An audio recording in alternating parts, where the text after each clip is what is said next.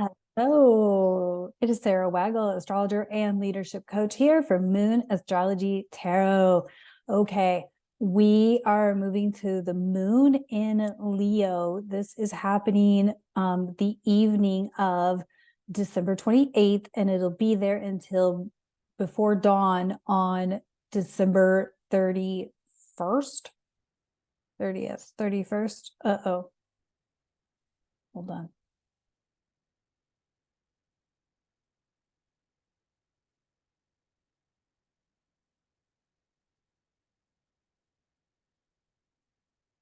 Yep, 31st. So not quite the end of the year. Thanks for your patience. Went to look at my notes.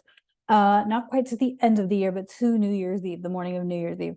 So Moon in Leo, waning moon coming off of this full moon in Cancer, right? So you've just kind of released some stuff from that full moon in Cancer, depending on where it landed for you, what came up for you during the holiday get-togethers and whatnot.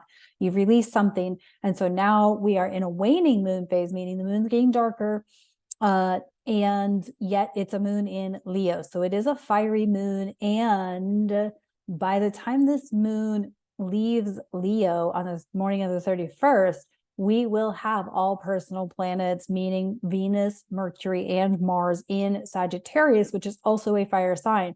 So I feel like as we are, and Jupiter will also be direct during this moon in Leo stretch of time. So we've got a lot of, we're getting into this forward momentum energy, right? Not quite, because Mercury is still retrograde. However, we are moving into some forward momentum and opportunities to really capitalize and utilize this energy for our empowerment, for our betterment, to sort of catapult our lives forward in a new direction. So if the nodes, the South Node Libra, North Node in Aries has really led you to a new direction, you may be getting to that point where that release from that full moon in Cancer is giving you, whatever you let go of is now like cleared the space or cleared the way for you to start taking action. We're going to have more forward momentum as we get into the first week of the Gregorian calendar new year.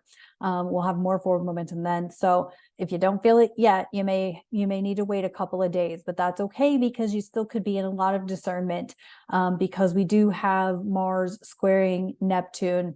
And Mars square Neptune is kind of confusing, can be a bit mind fog-ish type energy.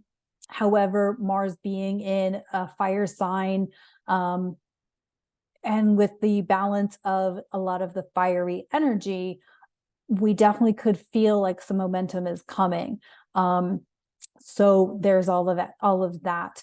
We also have Pluto at 29 Capricorn. This is important to continue to mention between now and January 20th, because a lot of shit is coming out on the larger scale. Even some truths could be being revealed in your own personal life, but we are certainly seeing it in the entertainment industry, in the political arenas, and whatnot, that a lot of truths are coming out. And so that's that Pluto at 29 Capricorn is truths have to come out.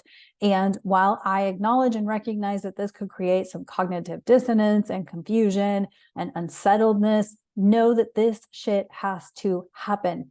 You cannot shift something that which you are not willing to become aware of. It's why a lot of people don't talk about how they feel about someone or something, because they are afraid of the breakup. They're afraid of shifting an opinion or belief or whatever. But this has to happen on the global scale in order for things to change on the global scale. Remember, Pluto will ingress back into Aquarius on January 20th of next year, meaning 2024. So in order for Aquarius to fulfill its mission, Pluto's gotta do some stuff here at 29 degrees of Capricorn. So I'm sorry if you're watching this and you're in that following the rules of the current structures and systems type of way of being. That's okay. I'm not here to judge you, but I am going to tell you that your world's about to get flipped upside down. And some of us have already been through that, because we've been, out of the matrix for a while. And, yeah, so that's where we are. So by the time we get to, well, I won't talk about that in this lunation. I'll talk about that, the moon in Virgo, but we're very close to having all planets direct except Uranus. And so you've got a lot of forward energy to work with. So my advice is, and this is me being advicey, not so much coachy astrology, that my advice is dig it, play in your own playground. Have the people around you who acknowledge that you're not everybody's cup of tea, but you're the cup of tea for them with this conversation, and you're the cup of tea for these people with that conversation, and whatever. Like, you can have your tea in different flavors. Hopefully that made some sense. Okay, so we have the Queen of Cups upright. So this is just strong, sturdy, empathetic, sensitivity, all of those things. Queen of Cups. Cups is emotions, it's water. And this is the mystical moments deck, tarot deck. And so, we've got just a lot of powerful feminine energy with this card. And then we have the Seven of Swords in reverse. This is, she's a thief. And she's like wrapped up in flowers and trying, okay, like, let's just put this real. This is so perfect to what I just said. Like, things are being revealed about the entertainment industry and whatnot, right? Those people put on all the glamour, all the glitz, and anybody can do this, right? You see like a pretty person or a handsome person, and then underneath it all, underneath the handsomeness or the prettiness or all the makeup, where they go through all the Botox, they make themselves look all pretty and whatever, but they're shitty people, right? And I know there was a saying, maybe if there is a man watching this, please tell me the saying, but there's something that I remember hearing about a woman can look good on the outside, but if she's got a sour heart, they think she looks like shit or something like that. I can't remember what the phrase is. Anywho, but I know I've heard it from multiple guy pals over the years, right? That's what the Seven of Swords in reverse is this is truths being revealed, right? She's being busted for having stolen the eggs from the bird's nest, right? But she tried to make herself look good and it failed. It's now failing. We're going into a year of justice. 2024 is a year of justice. Libra is about justice, and that is where the South Node is and will be for the entirety of 2024. So gear up, hold on. A lot of karma is coming to greet people at the gate. So that's that. And then we have in the aroma department, rosemary. And I love this because we do have a lot of Sagittarius energy going on. The personal planets are all in Sagittarius, and Sagittarius, and they're all, Mars is inching closer to the galactic center. Mercury has passed the galactic center twice. It's going to do it again in a couple of weeks.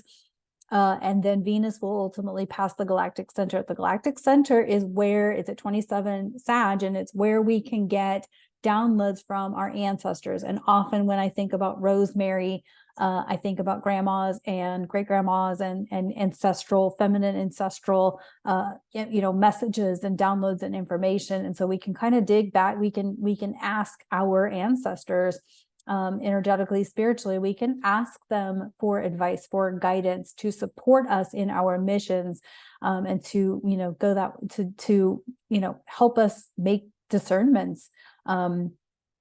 And maybe this shows up in your life, like for Christmas, I took my pie that I took in my grandma's pie plate, just because, to have some part of my grandma present at Christmas, because Christmas was one of her favorite times of the year. She loved all the holidays, but and so I kind of make an effort to, when I can, use something that was my grandma's, my great grandma's, something like that, to really get their, vibe, their frequency, their energy still at, present at family functions, because they enjoyed those sorts of things.